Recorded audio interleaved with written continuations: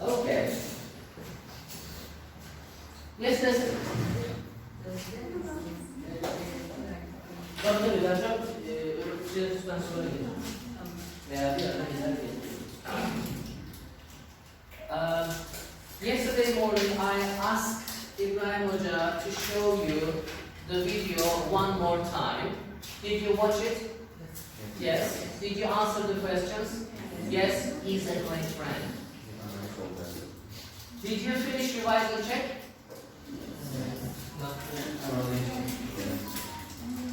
Pronunciation. Okay. Hocam şu kelimeler çok hızlı geçti. C ve G bölümü. Okay. Let's see all of them and let's remember them. Let's start with grammar. Tell me, Burak, what is one? She drives faster than her brother. Çağatay. Okay. Zeynep, 3. Aynı that I was last week. Okay. Cengiz. Derya. Friday is the busiest day of the week for me. The busiest day. Okay. Mahmut. It is the most dangerous road in the world. Okay. Akif. 6. It's the hottest country I've ever been to. I have ever been to. Thank you so much. Okay. Sen de dursun, ben de dursun. Belki 7. My sister believes too much coffee. Too much coffee, good. Ezgi. His jeans are too many small. Too small. Ha. Do you have them one size big? Okay, too small. Arif, 9. You haven't spent time enough on your enough time. Enough time. You haven't spent enough time. İsim varsa önce enough sonra isim değil mi? Nesli 10. They will win. They won't win the match. Yes, they won't win the match. İsmail 11. My exam is today. Don't worry, you will pass. You will pass. Yes. Burak 12. It's cold in here. I'll close the window. I'll close. Camı kapatayım. Çağatay 13. They went for the first time when they were in Madrid, okay. Zeynep 14. Yes, I went to New York last week. Ha, zamanını bildiğimiz için I went last year and yeah. Is she working today? No, she's home. Okay. Any problems with grammar part? Okay. Then let's go to the vocabulary part. Mahmut 1. 2/3 of adults wear glasses. Okay. 2/3 of adults. Adults. 3'te 2'si çoğul olduğu için bakın S takısı var. 3'te 1'i deseydik 1/3. Come in, Abdülkadir. Come in. I love your rules. Şimdi buradan ışık vuruyor. Yani gelen kişinin yüzü gözükmüyor. Böyle baktığında hani şey zannetmeyin. Yüzünüzü görmüyor. Okay? Akif 2. There are 550 students here. Alright, 550. Berkes 3. Can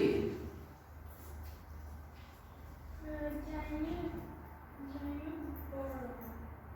Can I borrow olur o? Can you lend me? Ben borrow yaparım, ödünç alırım. Sen lend yaparsın, ödünç verirsin. Değil mi? Yaz hemen altlarına Berkes. Borrow, ödünç almak. Yani you get money. Lend, ödünç vermek. Yani you give money. Okay. Ezgi 4. I am leaving tonight and I am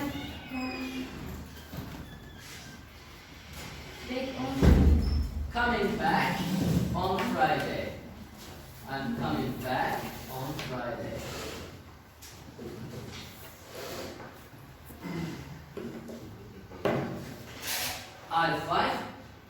This is Ben who is teaching me like O bana teach yapıyor, ben learn yapıyorum değil mi? O öğretiyor, ben öğreniyorum. Benden öğreniyoruz. Bu ben diyor, o bana piyano çalmayı öğretiyor. Cümlenin öznesi o. Benden o öğrenecek. Bunu anlatıyoruz. O zaman diyeceğiz ki, Learn with me dedik. Benim de öğreniyoruz. Nasıl var? benimle öğreniyor dersen, he is learning with me, tamam. Benden öğreniyoruz. He is learning from me. From. Ha, öğreten kişi ben isem eğer, he is learning from me, benden öğreniyor. Okay. Okay, Zeynep. Let's go to part B. Write the opposite verb. Listen. By. Ha? Send mi yoksa sen.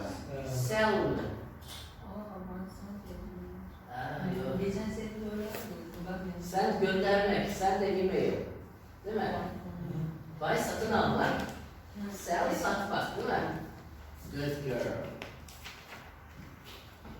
Nura, push, pull. Soru mu var? Ha. İsmail, remember, forget. Forget. Niye bu kadar taksit geliyorsunuz ki? Burak, pass, fail. And Çağatay, find, lose, lose. İkinci ve üçüncü hali lost diyorsunuz değil mi? Birinci hali lose. Okay.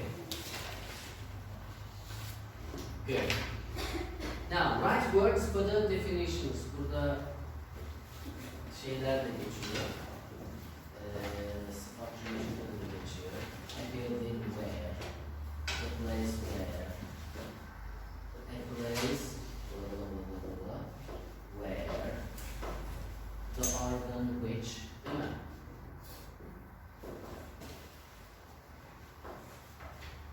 Zeynep. Full of people or things. Crowded. Crowded. Derya, opposite of dangerous. Safe. Safe. Aynı zamanda ne anlamı var? Kasa. Hani bu kilitli şey, ağır taşıyabileceğiniz kasalar var ya filmlerde hırsızlar patlatırlar falan. Safe. Noisy. Ne? Noisy. Ferhat. Opposite of quiet is noisy. Okay. Abdülkadir. Opposite of north. Ha? Short. South. South. South.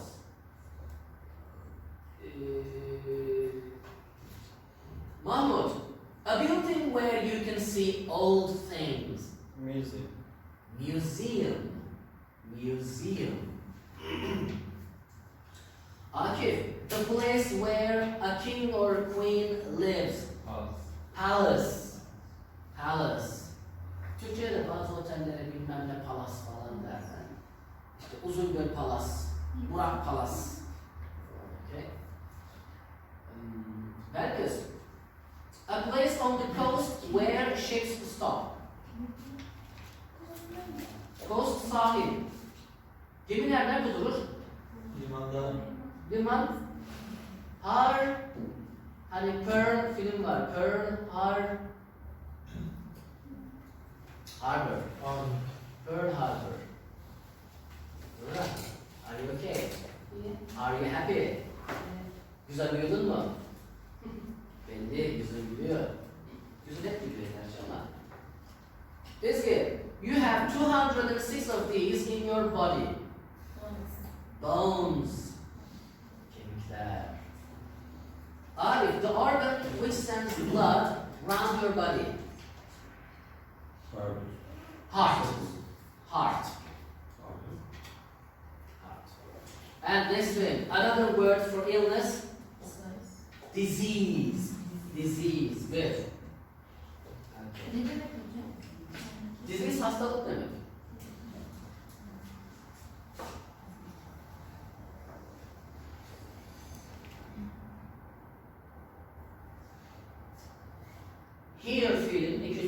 Üçüncü hali heard. Ama bu heart. Zor burada. Ha? Hard. Zor. Ha, bu da hard. Onu farklı şey. Hard, heart. Bu zaten uzun bir ses. Hard. Hard. Bu heart. Okay.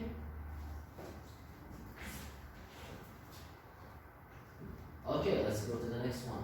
Complete the modifiers. Ah.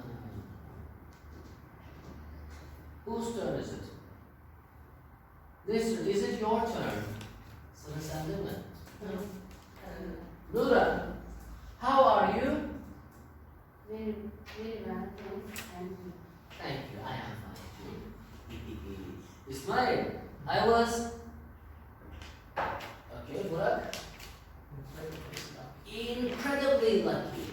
I can answer The third one. third one. Yes, please. She is a Bit tired, she needs to rest.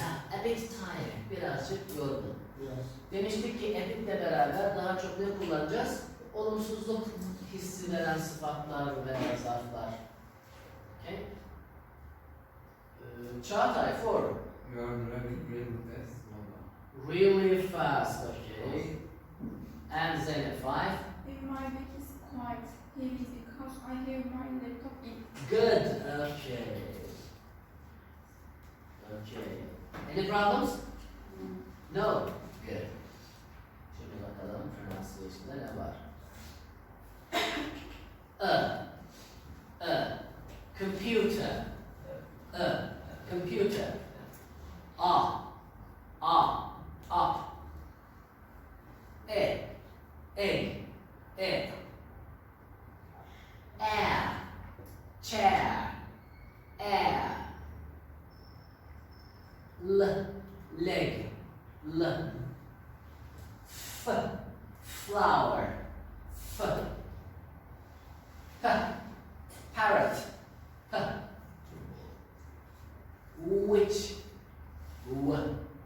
Witch. Değil mi? V ile V farklı. V derken üst dişler alt dudağa değiyor. Arasında üflüyoruz. V. Ama burada sadece dudakları yuvarlıyoruz. V. Dişler hiç yok yani işin içinde. V. Okay? Now, what sound delay do the pink letters have in these words?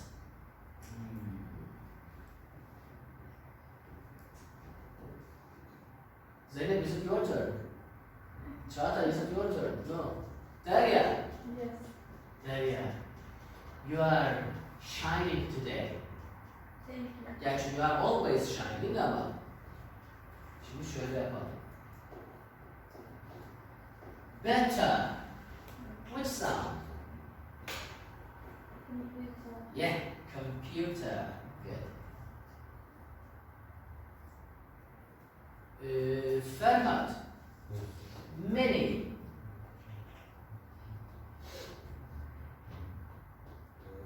Egg.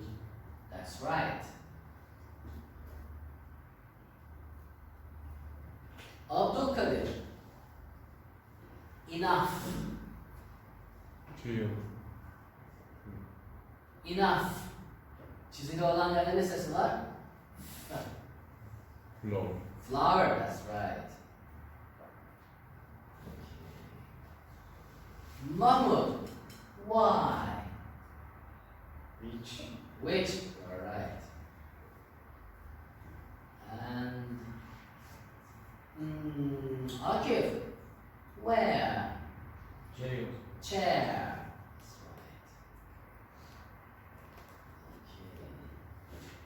right. Okay. Any problems? Yeah. Now, underline the stress syllable. Belkıs. I believe that you can do all of them. Yes? Of course. Ne yapacağım? Vurgulu hecenin altını çizeceğiz. Sen bize orayı vurgulayarak oku, biz anlarız nerenin vurgulu olduğunu. Yes, 1.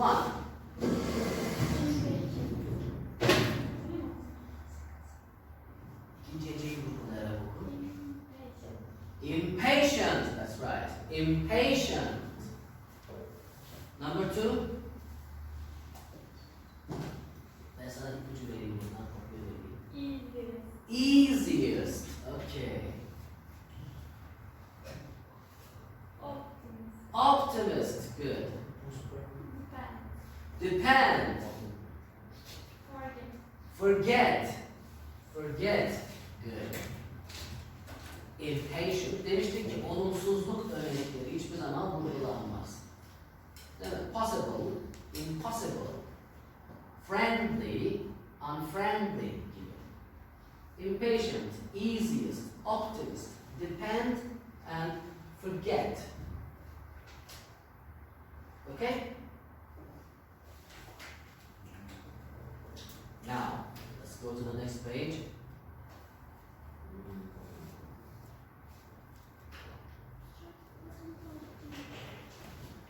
Nerede kaldı bir tanesi? Sor. Ha, vereceğim. Getirmeyi unuttum, öbür ders getiririm. Aslında onlara bir de not vermem lazım ama. Kim uğraşıyor hocam hepsine tam puan verin diye çıkıyor. Ha. Peki, I have a dream. Do you know this sentence? I have a dream. Hiç duydunuz mu? Have you ever heard I have a dream? No.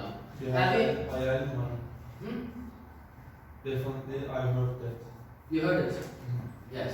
People have dreams, but this is an important speech.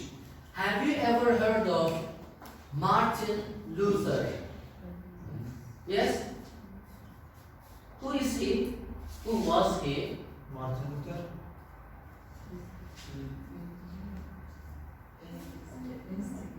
Administrator? Yes, a kind of administrator. Where was he from? I don't know. I read German. Turkish. O Türkçe konuşma ama hatırlamıyorum. Okay. Martin Luther King was an American man. Bir dakika, Nuran bilir. Nuran, do you know him? Ama bunu Türkçe anlatayım. Tamam, Türkçe söyle bu seferlik. Rönesans döneminde İtalya'da kiliseye karşı baş kaldıran bir adam aslında Martin Luther. Ha, o Martin Luther daha eski, bu daha yenisi. Bu da Martin Luther Jr. diye geçiyor galiba. İsimleri aynı. Sosyal değil zaten hocam. Hı. Protestanlık mezhebinin kurucusu. Yes. Martin Luther King, this man was American, okay? You see, he was black and he wanted to fight for Rasizm. equality, eşitlik, between black people and white people. Okay? Bir ara o konuşmasını şey yaparız. Güzel bir konuşması var. Onu belki özetini falan okuruz beraber. Okay. The woman who inspired I have a dream. Do you remember inspired? İsimlenmiş. Heh. İsimlenmiş. Heh. Yani I have a dream konuşmasına ilham veren kadın. Bakalım kimmiş o? Mahalia Jackson was a musical legend. Legend? Efsane. Müzik efsanesi.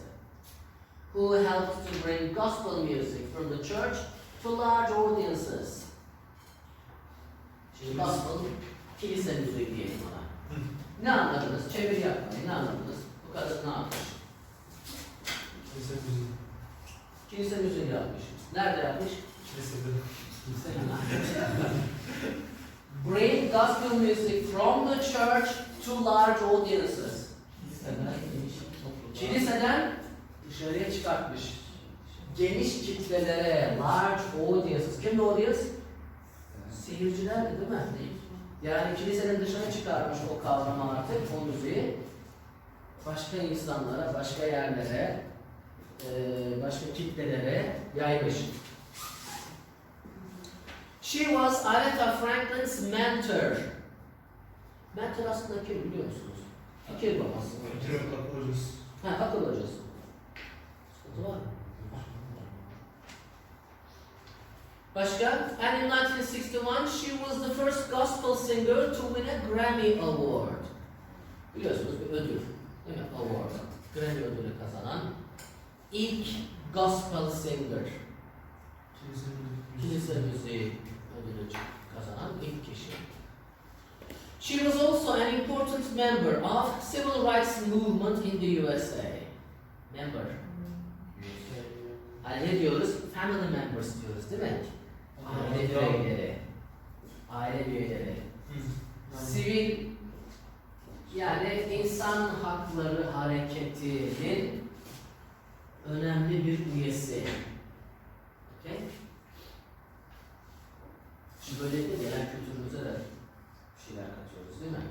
Mesela Martin Luther King işte Almanya'da mıydı? İtalya'da işte o Martin Luther. Daha eski bir Martin Luther. Bu Amerika'da, bu biraz daha yeni. İsimleri aynı. Ama ikisinin de temel şeyi aynı. Yani kendinize gelin, ne yapıyorsunuz diyorlar insanlara. And she was a close friend of Martin Luther King. Ha, onun isminin sonunda King var bir de. Martin Luther King. Bravo. Mahalia often went with King on civil rights demonstrations and marches. Gösteri ve marş nedir? Yürüyüş. Değil mi? Yürüyüş yaptığı, gösteri yaptığı demonstrations and marches. Nesrin buradan gözüküyor mu ya?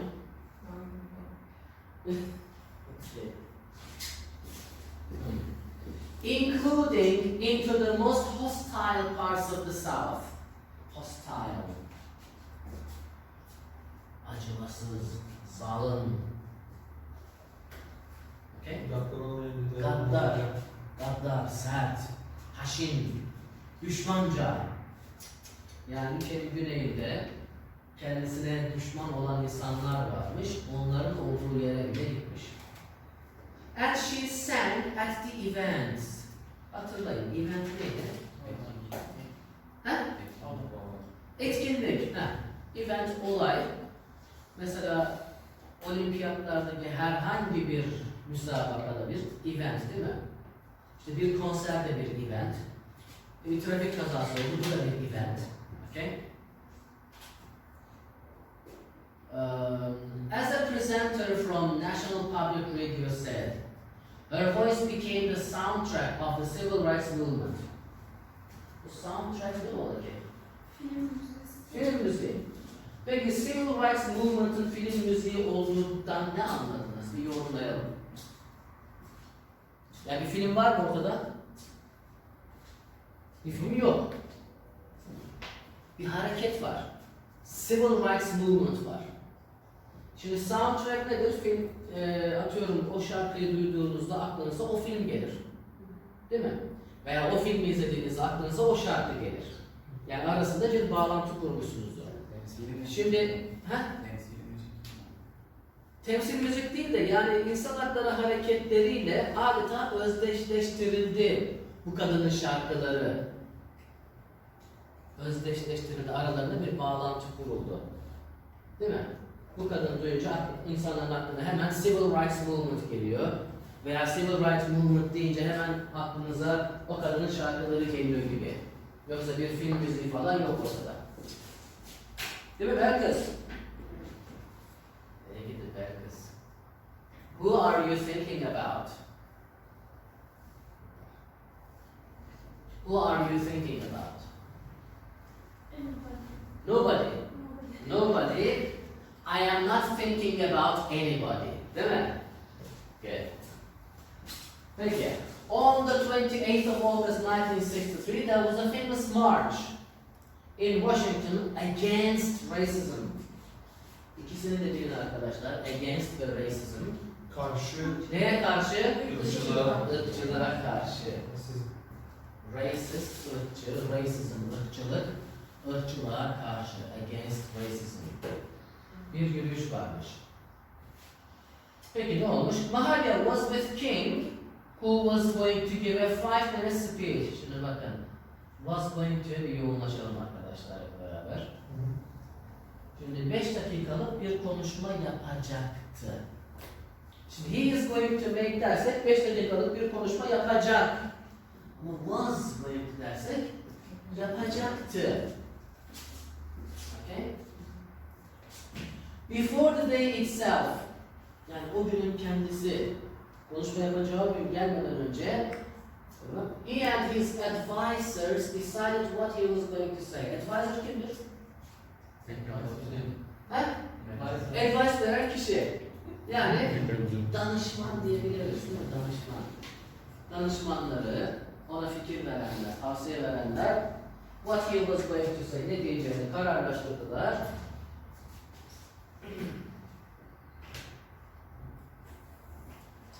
King began speaking to an audience of more than 250,000 people. Çeyrek milyon insan. Audience, değil mi? Bunlara hitap ediyor. But towards the end, towards, bunu bilelim arkadaşlar. Sonlara doğru, bir şeye doğru, towards. Sonlarına doğru bir de baktı ki he felt that his speech was not going well. Konuşma çok da iyi gitmiyordu. Suddenly Mahalia shouted. Demek ki inspire veriyor şu anda. Tell them about the dream, Martin. Tell them about the dream. O hayalinden bahset. Okay? She knew about it because she was at a previous event in Detroit. Previous.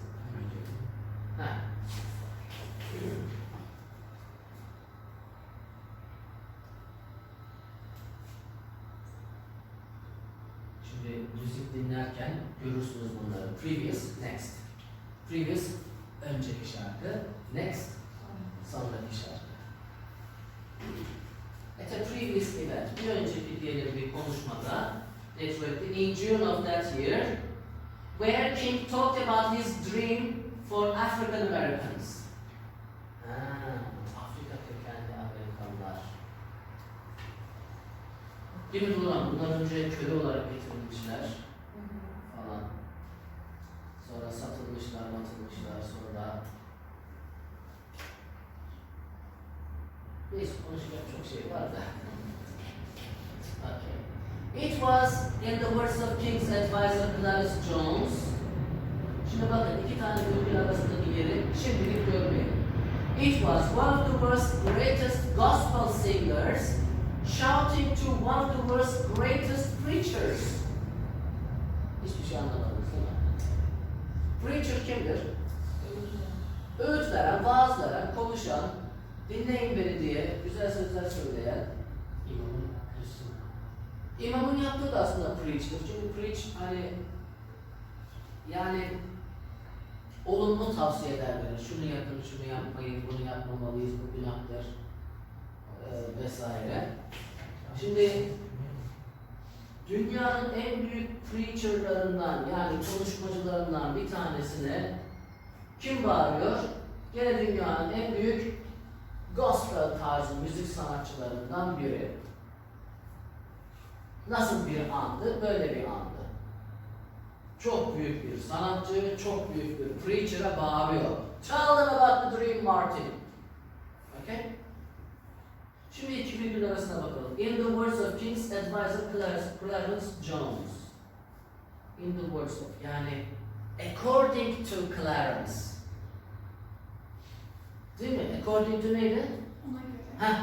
O zaman hemen yazın bakalım. According to Clarence Jones. According to, hatırlayın, hep başka bir kaynağı koyalım, değil mi? Hemen yazalım.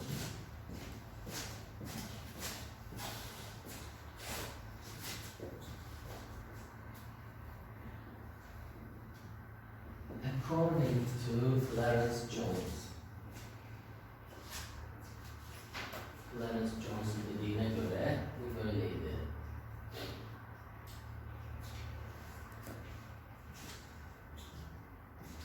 Shout'u biliyoruz.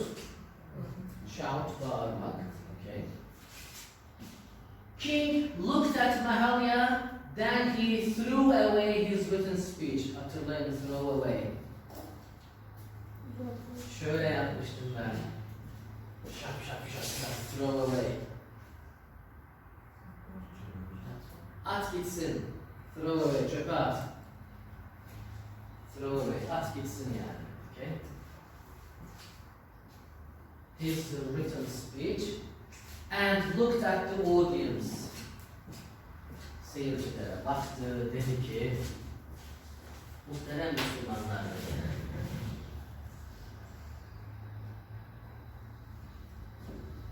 Evet, güzel bir konuşmanın bir kısmını vermiş bize. I have a dream. I have a dream that my 4 little children will one day live in a nation. Bir ulusun içinde yaşayacaklar. Nasıl bir ulus? Where they will not be judged by the color of their skin. Tenlerinin rengine göre yargılanmayacaklar. Ona göre değerlendirilmeyecekler. Neye göre değerlendirilecekler? By the content of their character. Karakterlerinin barındırdıklarına göre değer görecekler, değerlendirilecekler. And so he continued, and he gave one of the best loved speeches in American history. Okay?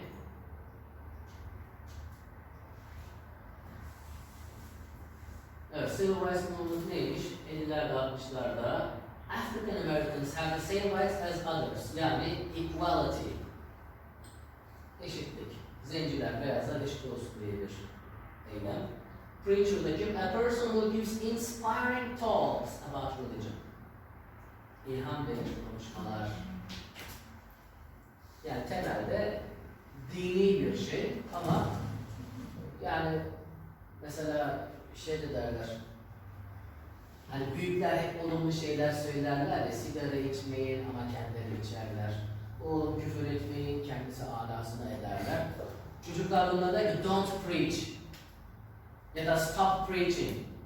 Yani tamam çok olumlu şeyler söylüyorsun ama kes şunu artık gibi bir şey görebilirsiniz. Okay? Buran, are you fine? Yes. Now, we're going to put these events in the order that they happened. Önce şunları bir gerçekleşme sırasına koyalım.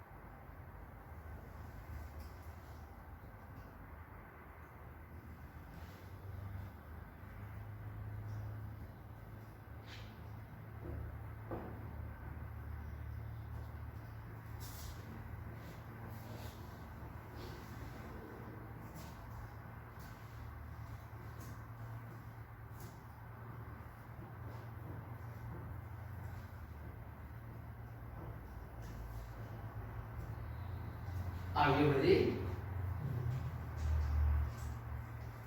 Chata, what is number 1? Mahalia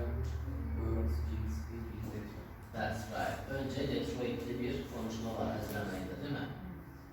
What is number 2? Who wants to tell me? Nura? King and his advisors claim Persian country. Good, okay. Who wants to tell me number 3? Mahmut? King started his speech in Washington. In Washington, bu sefer oraya geldi, okay. Who wants to tell me number 4? Nesrin? He's not for speech. Dur, ondan önce bir şeyler var. Ferhat? Mahalia told him to talk about his dream. Ha, önce diyor ki ona, tell them about the dream Martin diyor. Ama notları falan, orada notları kullanmamız gerektiği bir şey çıkmıyor mu benim söylediğimde? Önce diyor ki tell them about the dream, ondan sonra sıralamaya yapıyor şey değil mi? Ben soru beğenmedim. Ha. Derya, number 5? King decided not to use his notes for the speech. For the speech, okay. And number 6, who wants to read it? Burak? King finished his famous speech. Finished his most famous speech. Yeah. Oh, that's good. Any problems? No, good. Peki. Can somebody summarize this text?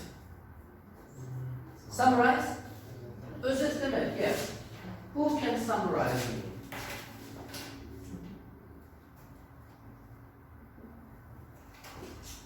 Yes, it's good.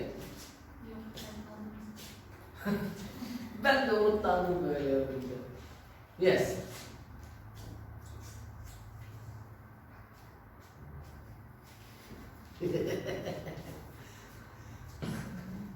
Bakın ben summarize yapayım, çok basit. There was a man. His name was Martin Luther King. He went to different places in America and he made speeches. There was a woman with him. Bakın çok basit. Çok basit anlatıyor. Her name was Mahalia. One day, Martin Luther King was speaking to people and Mahalia said, tell them about the dream, Martin.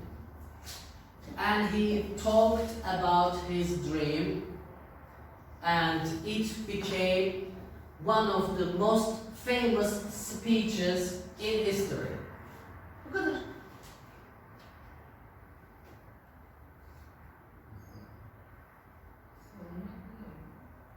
Defend, neyi savunmak?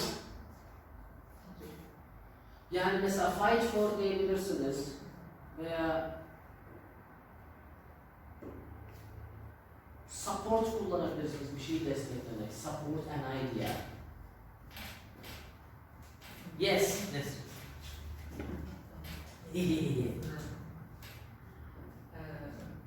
There was a man Yes.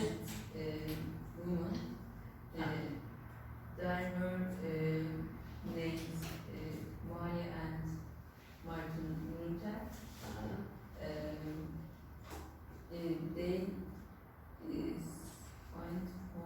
They fought for Christ.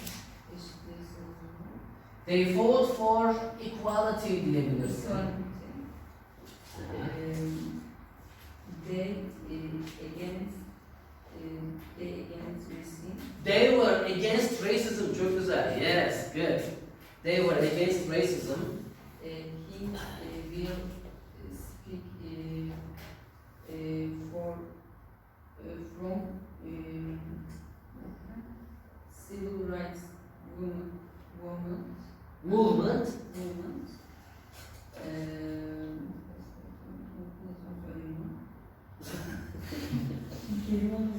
Good, okay. Then King spoke this topic. Support. people Supported him. supported him. Uh-huh. İngilizce gücü. Aynı. Okay, they supported him and his ideas. Okay, good, good. Başka?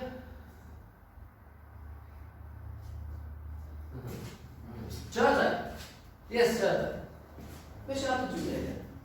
Ne oldu ne bitti sadece o. There was a man and woman. Aha. Woman is the greatest singer. Ha, she's a great singer, gospel singer. And man is The man is an activist. the greatest preachers. Ah, he is one of the greatest preachers, okay. They are against racism. They were against racism, good. Racism. Uh-huh. They defend their Race. their race. Ah, they defend their races. Actually, they want equality. Yes, they want equality. Uh-huh. He give great speech for the audience. Uh-huh. He wants the good things for his race. For his race. Race. Uh-huh. For his 4 little children, maybe. Uh-huh. He wants to they children's karakterlerine göre Ne? karakterlerine göre yapılanlarını Ha. He wanted his children to be judged by their character, to be ne? not by their color. To be ne? Orada edilgen bir cümle kurdum aslında. He wanted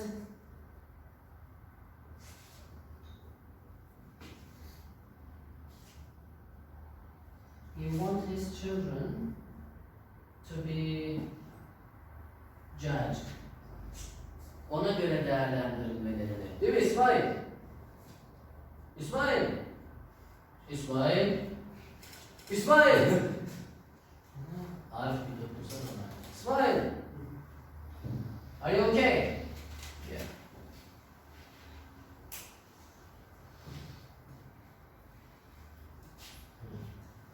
Not by the color of their skin.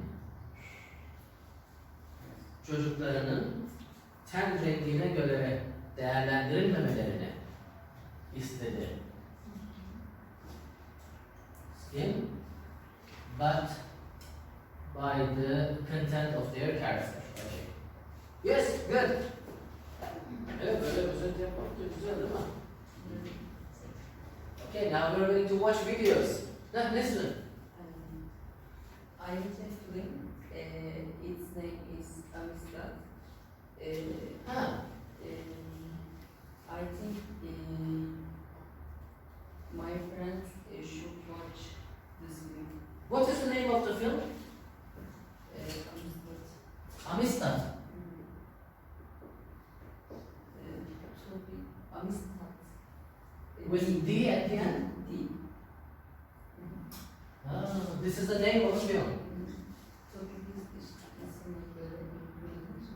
Civil rights. Civil rights. Onunla alakalı. Somebody please find this film, download it in English, and find English subtitles, and share it with us so we can download it and watch it. Okay? Watch better. Good. Okay. Okay, good.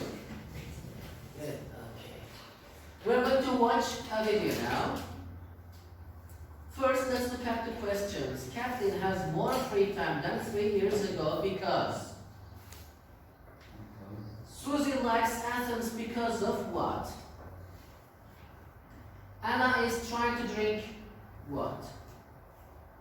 Laura describes herself as an optimist or a pessimist or a realist. And Paul often dreams about a teacher. Which teacher? Okay? Now, let's watch it.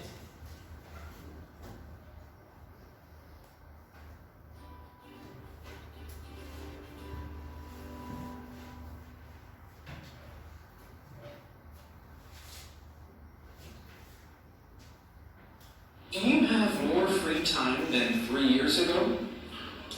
I actually definitely do have more free time than I did a couple of years ago.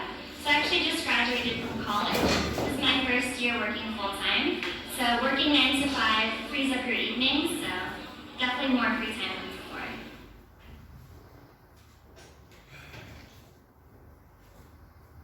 What's the most beautiful city you've ever been to? That's such a good question. I think probably Athens. Why? It's absolutely gorgeous there. Acropolis, the Parthenon, the sights are beautiful. Yeah, it's the best place to go.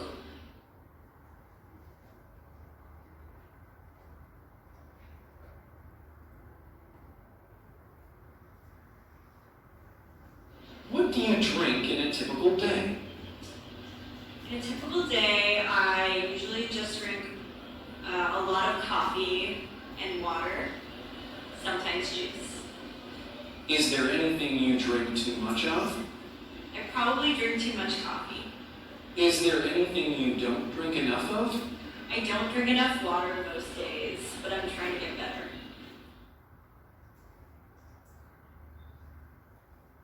Are you an optimist or a pessimist? I am a realist. Yeah, more pessimistic than optimistic.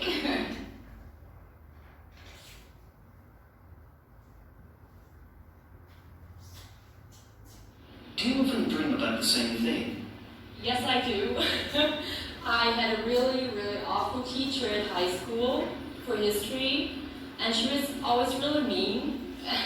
And when I finished high school, I always dreamed that she would say, you will never pass your A-levels. And now I always dream of the same teacher from high school telling me you will never finish your degree. So that's kind of weird, yeah. Zavallı kızcağız. Tarih öğretmeni rüyalarına giriyormuş. Lola, do you want to be a history teacher? Yes. Yes. Or do you want to be a research assistant in history department? I want. Do you want to be an academic? Yes. Yes, good. I hope so. Now, we're going to watch again. This time with the subtitles. Please follow on the board. İsmail sen de bak. Burak sen de bak. Do you have more free time than 3 years ago? I actually definitely do have more free time than I did a couple of years ago. So I actually just graduated from college. This is my first year working full time. So working 9 to 5 frees up your evenings, so definitely more free time than before. Definitely more free time than before. So, has started college, only works during the day, doesn't have a full-time job. Which one?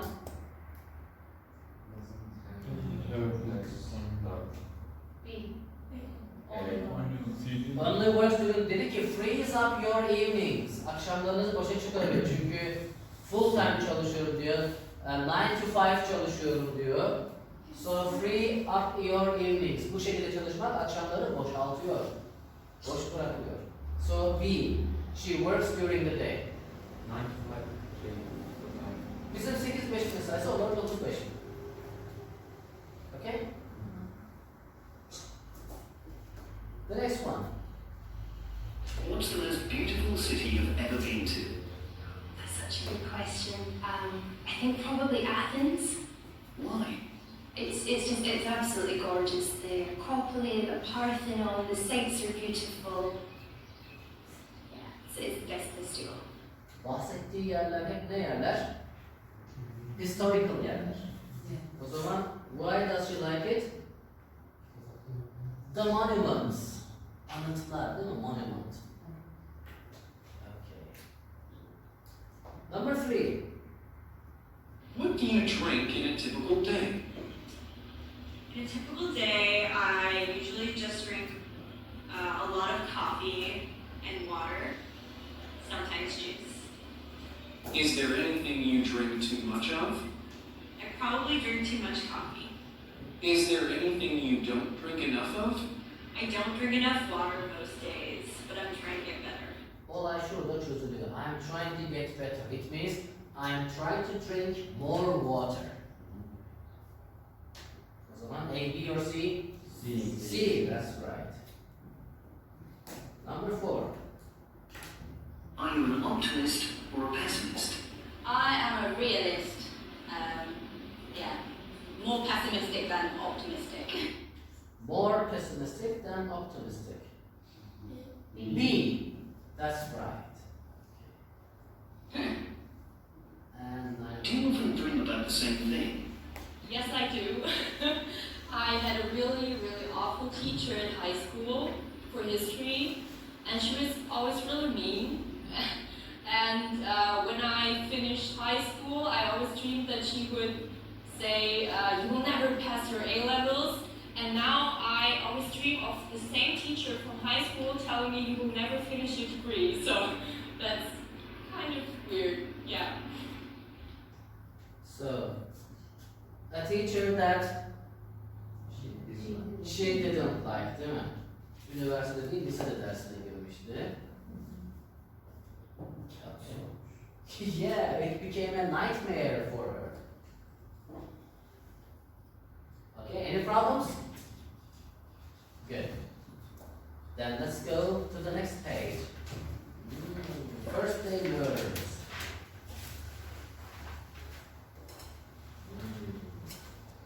Now, let's first talk. Let's speak English. Ezgi parmak kaldırdın zannettim böyle. Ezgi, do you remember how did you feel on your first day in this school? Think about the first period. Yes. How did you feel? I I felt felt stressed. Okay. But I meet dentist. So I felt happy. Okay. Okay. And Ezgi, how did you feel at the beginning of the second period? Your first day in this classroom. Were you nervous? Tedirgin miydin? Gergin miydin? No. Were you relaxed? Yes, good. Okay.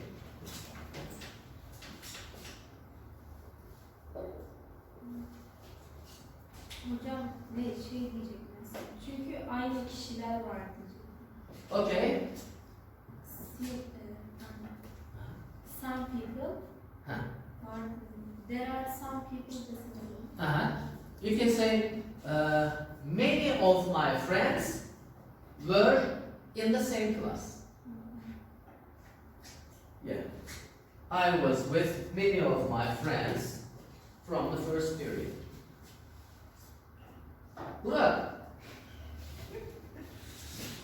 Burak, do you remember your first day in this school? Yes. How did you feel? I felt excited. I was excited. Okay. Remember, excited has a positive meaning. Yaşasın okul başlıyor. Okay? If you say, eyvah okul başlıyor, you are nervous. Okay?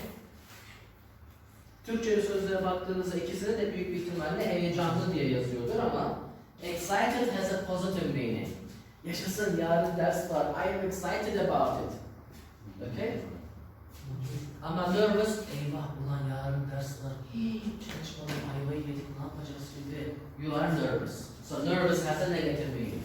So you were excited. You were happy. What about your first day in this room? How did you feel?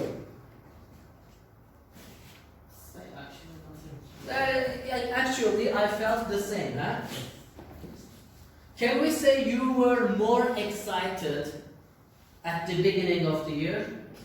Or were you more excited at the beginning of the second period? First. Because it was your first time in university. Yes. Okay. Did anyone feel nervous?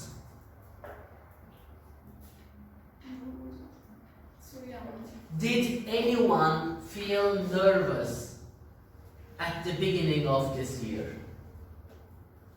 Zeynep? Yes. Okay.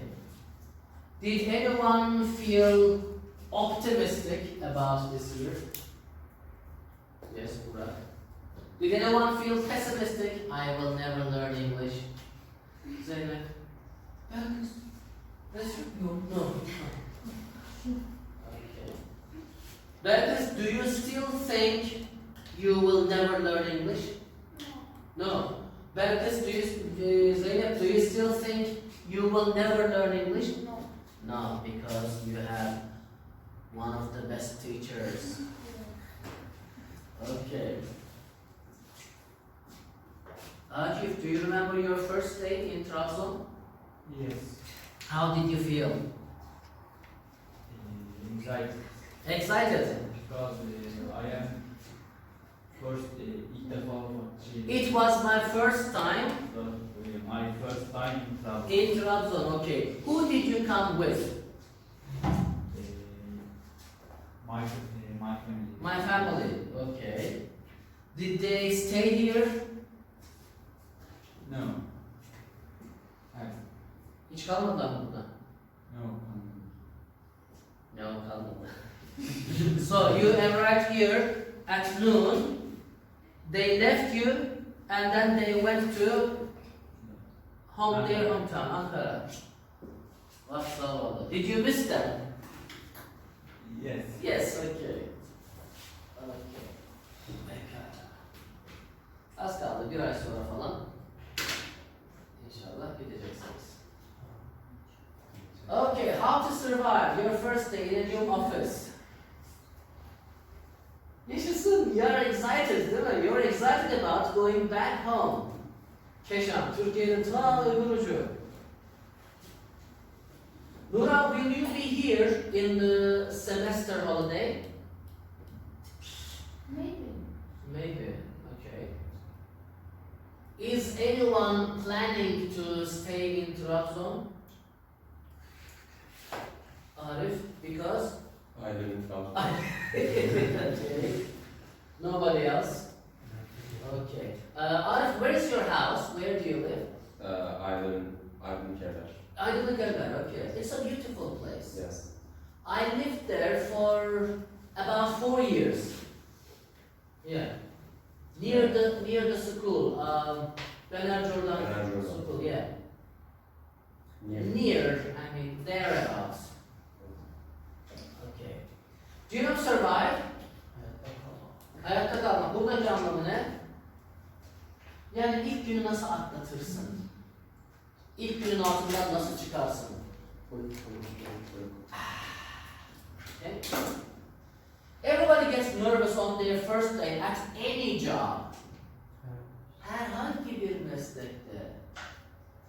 But these tips can help you to get it right. Get it right? Bu işin altından çıkmanı, bu işin üstesinden gelmeni, bu işi atlatmanı yardımcı olabilir. Now, we're going to read some paragraphs and we're going to match these top tips with the paragraphs, okay? Number 1, wake up early, have breakfast, wash and get dressed. Wear smart work clothes but not too smart. Papyon da takma yani. Okay? Check the weather forecast to make sure your clothes are right. Weather forecast. İkisini beraber aklımıza kazıyalım. Hava durumu veya hava durumu ya. And if you are driving, check traffic reports to see if there are any problems. To see if. Neydi if veya whether? Bir şey olup olmadığını. Check to see if there are any problems. Yolda, trafikte bir sorun olup olmadığını kontrol et. Now, which tip is the best tip for this one?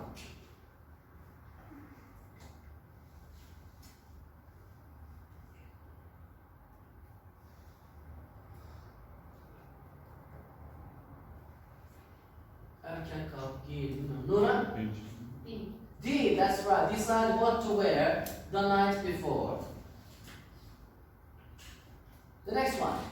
Plan to arrive at least 10 minutes early, but not more than 20 minutes. Niye? You don't want to look too enthusiastic. Kim hatırlıyor? Hevesli. Good girl. Enthusiastic. Aşırı hevesli de gözükme. Say hello to people and smile. And use this time to ask questions. Top tipin bir şeyleri var. If you can't, admit it and sorry, I've forgotten your name. Yes, Mahmut. Mahmut diyor ki, try to remember everybody's name. Olur da unutursan da de ki, sorry, I've forgotten your name. Do you agree with him? Yes. Good girl, okay. And good boy. Number 3, offer to make coffee. Kahve yapayım mı size? Nasıl deriz? Kahve yapayım mı? Nasıl deriz? Yapayım mı? Teklif. Shall I make some coffee? Değil mi? Or bring water for your colleagues.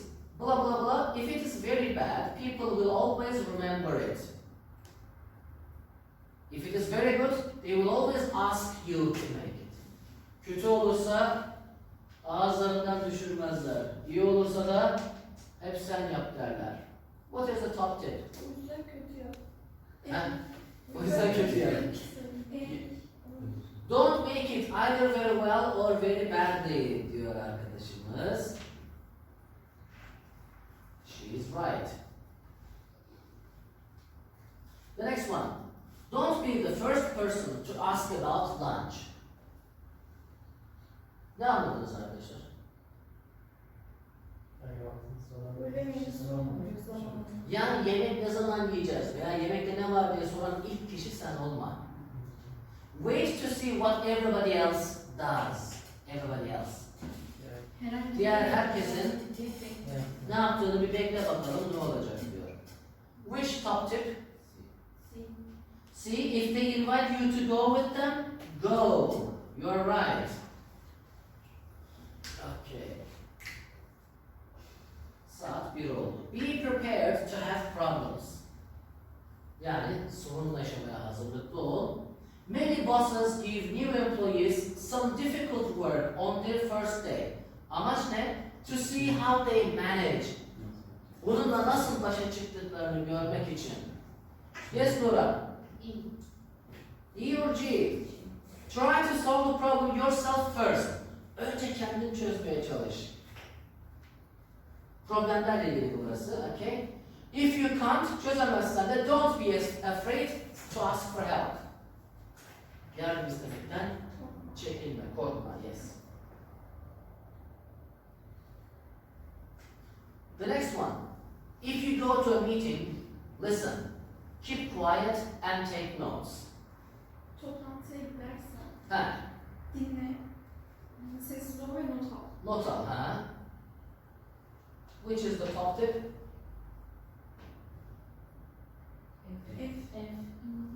Ha, keep your good ideas for the next meeting. Hemen öyle daha ilk günden atlama. You don't want to annoy any other people on day one. Daha birinci günden annoy means to make somebody angry. Yaz belgesi, annoy. Ok çıkar kenarına. Yaz ki to make somebody angry.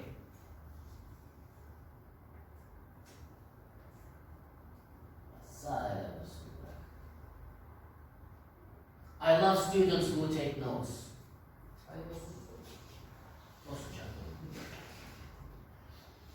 Okay? And don't think that staying late will impress your boss. Stay late. Geç vakte kadar ofiste kalma. Impress? Etkilemek. It won't, at least not on your first day. Go home. Yani ilk günden öyle fazla mesai yapma. Which top tip? İyi. You think about everything that you've learned today. İlk günden neler öğrendin onları düşün. If you made any mistakes, make sure that you don't make them again tomorrow. Bir yanlış yapmışsan, yarın o yanlışı bir daha yapma diye make sure. Emin ol bundan. Okay? Now, do you agree with all of these tips? Yes. Is there any tip which you disagree with? Zeynep anladın mı soruyu? İkincisini anlamadım. Nasıl? İkinci sorduğunuz anlamadım. Is there any tip which you disagree with? Agree, disagree. Katılmadım. Katılmadığınız var mı? Çağatay. I disagree with fourth tip at 12. What does it say? Don't be the first to ask about lunch. Wait to see what everyone said. Okay. Everyone will think the same. If everybody thinks the same way, aynı şekilde düşünürse, Can't go out to lunch. If everybody thinks the same way, we will be hungry, we can't go to lunch. Değil mi İsmail? İsmail niye korktun bizden İsmail? I have something to do. Headache. Oh. Also cold ache. I have a sore throat. Boğazım şişti. ha? Also I try to use. Oh. I hope you get well soon. I hope when I finish today till 3 o'clock I will go to hospital. Oh, okay. Okay. I hope you get better quickly. Thank you so much. Okay. Can you think of any other tips for someone's first day in a new job, in an office, or in the classroom? Şimdi buraya yeni birisi gelecek diyelim, yeni bir öğrenci. Geç kayıtla gelmiş mesela, şurada oturacak. Ufak tefek bir oğlan çocuğu. Tatlı bir uşak. What advice can we give him? Onur Hoca'nın dersinde sakın şöyle yapma. Kantinde sakın böyle yapma. Yes, what advice can you give him? Do or don't? Hocam ben çeviririm, İngilizcesini çeviremiyorum. Bırak beni ve geri git derim. Çok basit. Go back home. Go back home. Yes, for example, my advice is always take notes. Always take notes. What is your advice for a new student?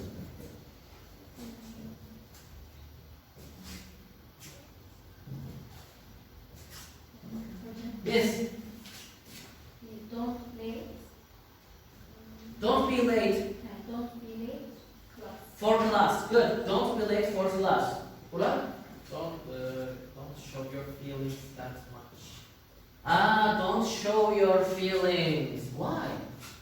It may annoy people. Maybe not on the first day, huh? Yes. Let's say don't show your feelings very well on the first day. You can show them later. Okay. Arif? Don't think everyone is like yourself. Oh, don't think everyone is like yourself. Herkesin kendini gibi sanma. Good. Sonra düşünüyorum kanka vermesine. Yok genel. Yes, Çağatay? You should repeat information which you learn in a day. Wow. So we can say you should revise every evening, huh?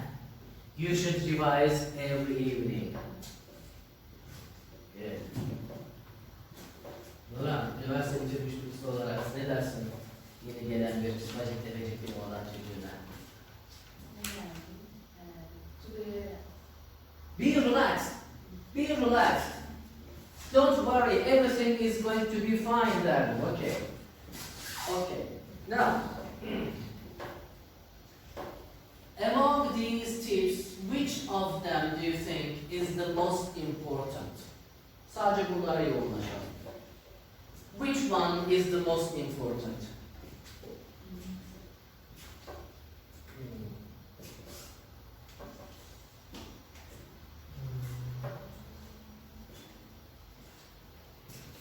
There are 7 tips.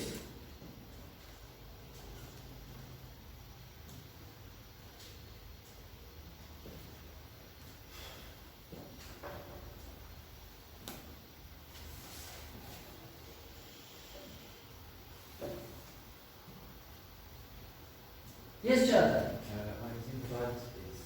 The 5th one is the most important. I agree with you. Why?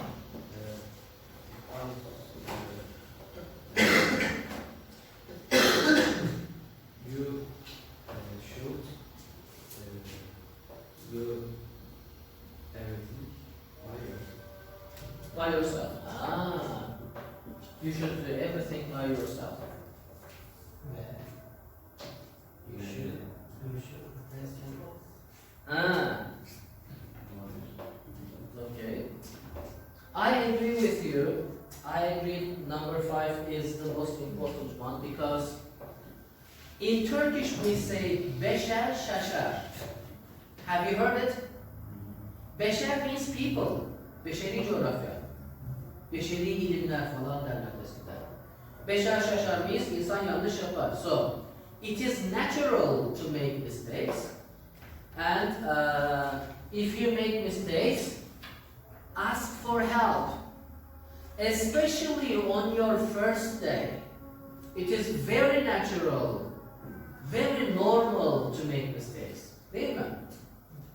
Yes. Does anybody else have an idea? Bunlar henüz açılamamıştır. Teneffüste bir kahve içsinler, uyansınlar.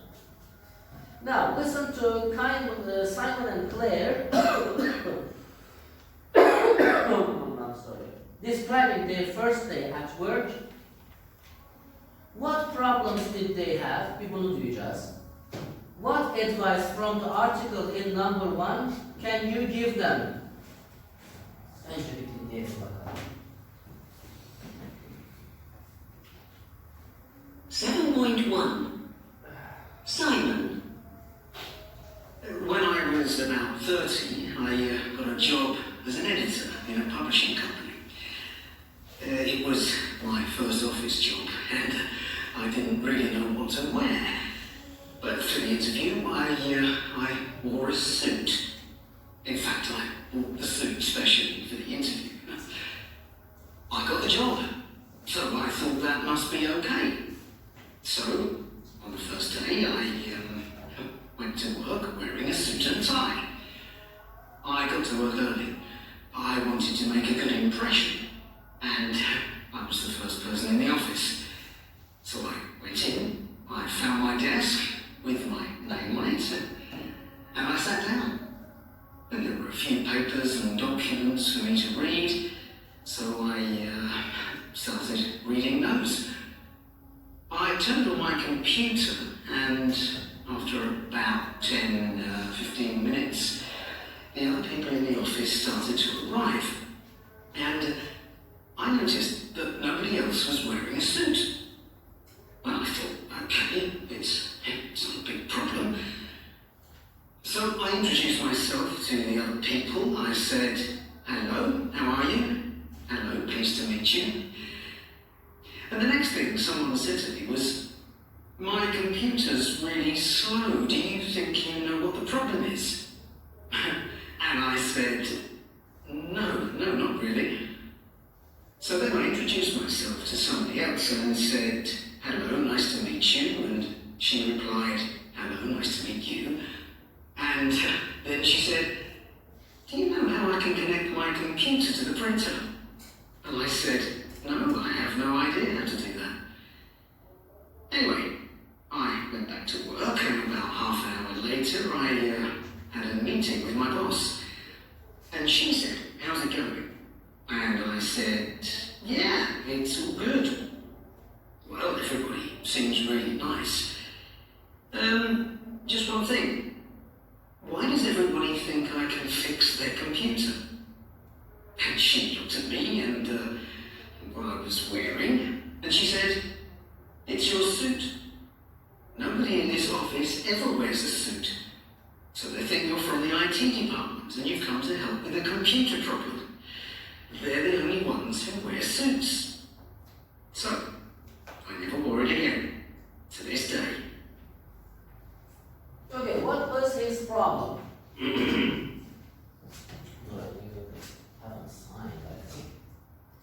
What was his problem? His suit. Okay. Did he wear a suit? Yes. So, what did the other people think? He was wearing a suit. And what did other people ask him about? They asked him some questions. About what? To fix their problems On computers, okay. They thought he was there to fix a computer, to mend a computer. Okay? So, why did they think he could fix a computer? Because of his suit. Okay, so, which people in the company wear suits? Which workers?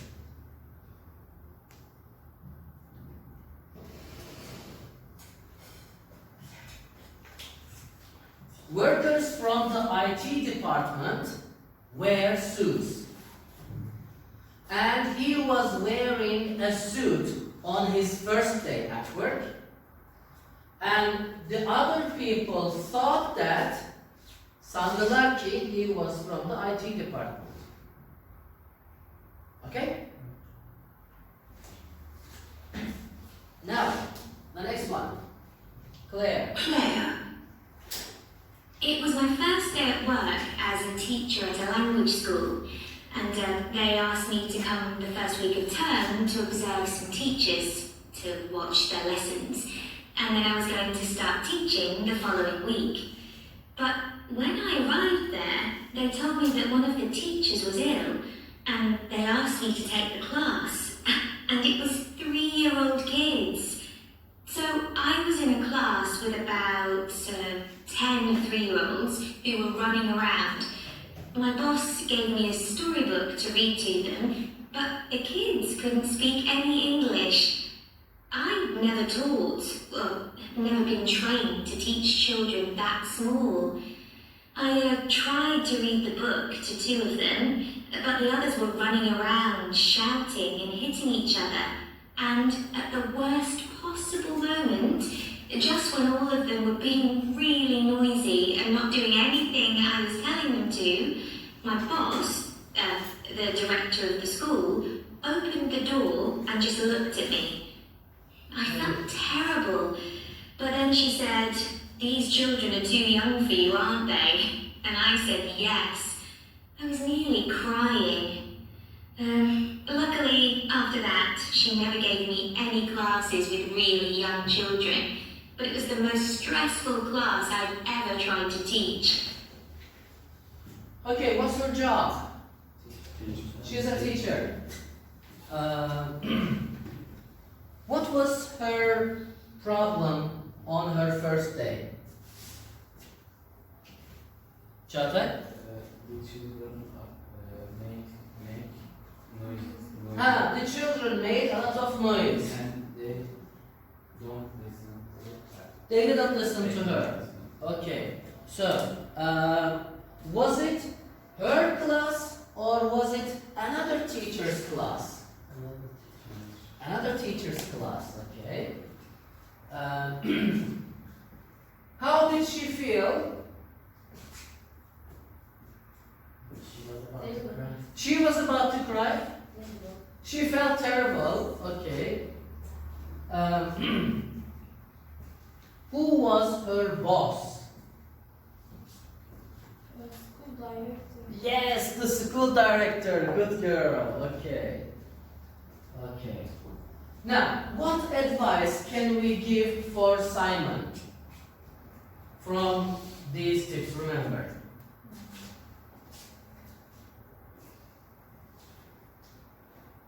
Çok basit düşünün. Ferhat? Derya? Small. Small için. Sana, for Simon? Wear smart clothes but not too smart. Ha, okay. Wear smart clothes, but not too smart clothes. Good. And what advice can you give for Claire?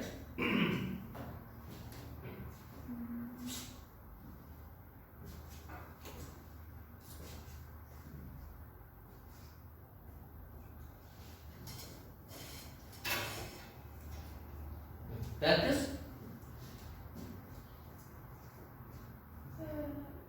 Gamze ellerini sevmiyor. Yeah, if you can't solve a problem, don't be afraid to ask for help. Şimdi öbür derste izleyeceğiz. She really needs help because it is not her class. Okay? It is another teacher's class. She was ill, so Claire went to her class for one day. Okay? And there were very young children. Okay. Let's have a break and we're going to continue in the second lesson. Güzel bir açılın, canlanın, güçlenin, tamam mı?